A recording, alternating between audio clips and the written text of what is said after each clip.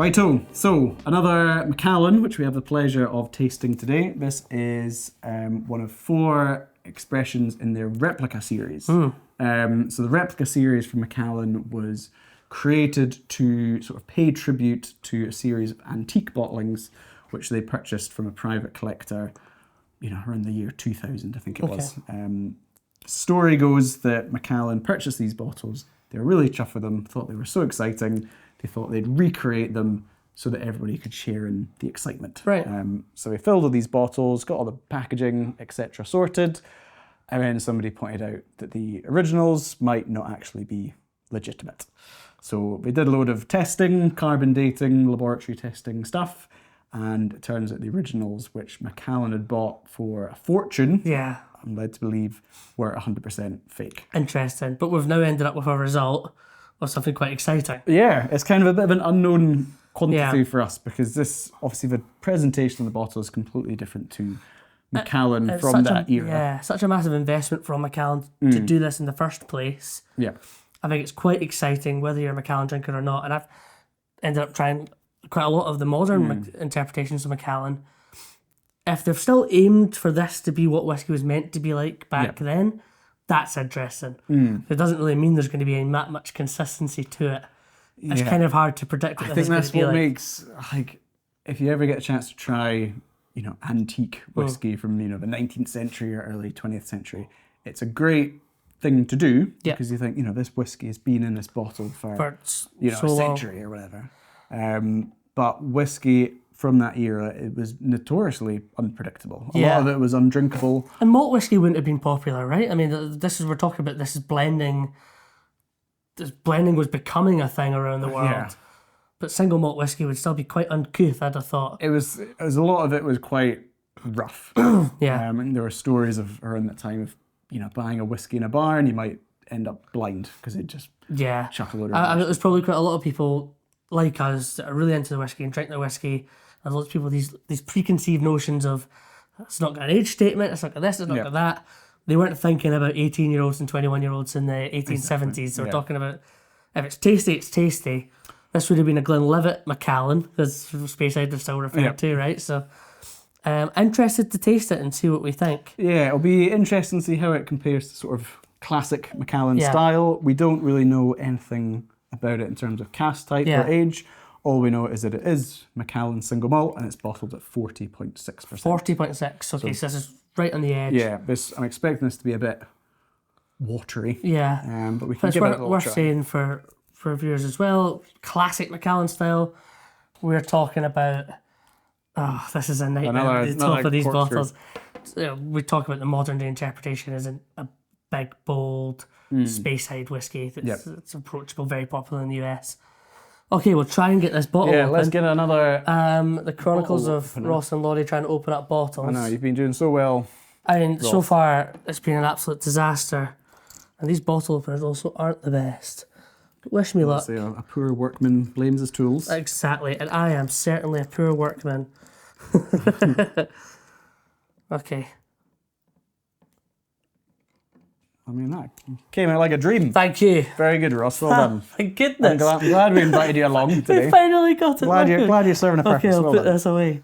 Okay, cool. Right, it's Excellent. open. So, cork's out. Amazing. Great news. So we expect, it's hard with these like stained glass. Do we think it'll be nice sherry colour? I think we want it to be big and rich and deep, don't we? Yeah, let's give that a go, shall we? I think... a little bit. Okay, not really. I mean... But again, maybe this is more authentic of the time.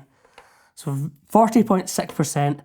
It is distilled at Macallan. It's a Replica, 1876. It doesn't... smell like a Macallan. It does not. It smells nice. It's very... I don't know, for me it's lots of like fresh green fruits. So it certainly suggests American oak. Doesn't it? I mean, the nose anyway. Or maybe some refill sherry, but yeah, I think it's a nice whiskey on the nose. I think if I'd spent a couple £100 on this Macallan, I'd maybe be asking for my money back. I get that. I suppose it's a bit of a collector's item as well, isn't it? So it is fun when you open these bottles because We probably weren't anticipating you open it. And listen, I've not tried it yet. It could be delicious, but in terms of lighter, fresher Macallan, I can't think of maybe two that I've had. Like it's obviously the triple cask as a modern interpretation. Yeah, with a load of American oak. A load of American oak, mostly exported at, again, maybe 40 or 43%.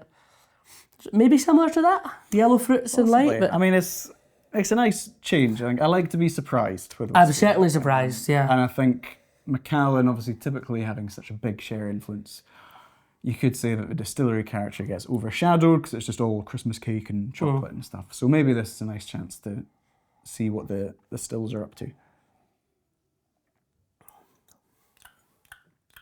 Oh. Is that a bit smoky? Or am I onto something? That is It's quite... got like an savouriness. earthiness or something to it. I wouldn't I say say it's peated, but it is a bit woody and savoury. I mean, like, obviously going back, history of Macallan, there were periods where they did produce a smoky whiskey.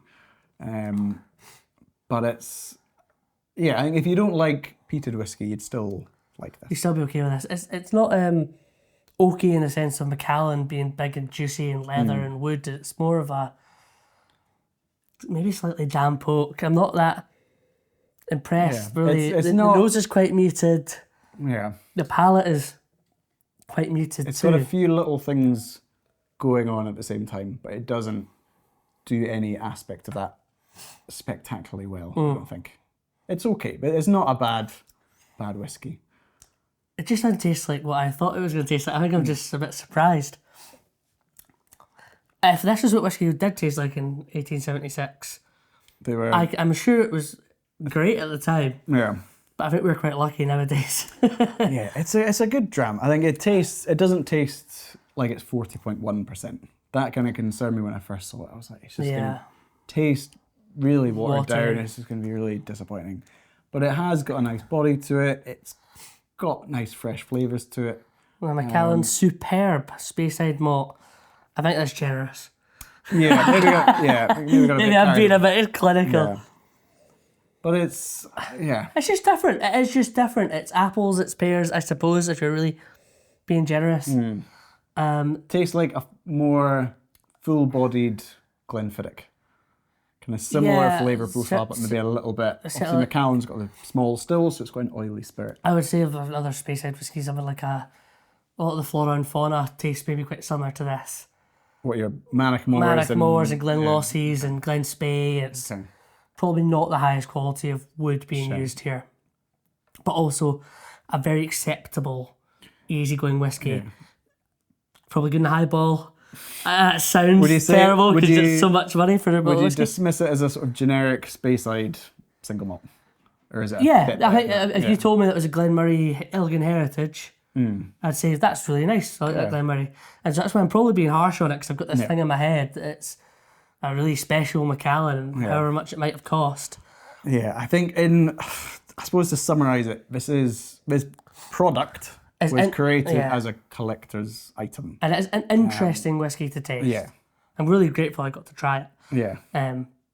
But I wouldn't go back for seconds. No, I think in terms of liquid, it's not incredible, but that's probably not the point of this bottle of whiskey. I'm glad we agree. I know it's weird. I don't really know. We don't normally agree. I feel a bit unsettled. But it's a decent enough dram. Yeah. But it's not going to change your life. Well, cheers. Let's try it.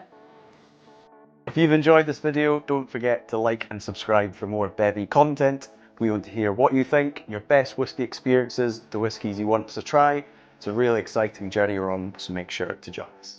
Download the Bevvy app on Google Play and App Store to keep track of your whiskey journey, connect with your whiskey friends, keep track of your favourites, anything you could ever want to do with whiskey, all in one place. It's the definitive whiskey companion.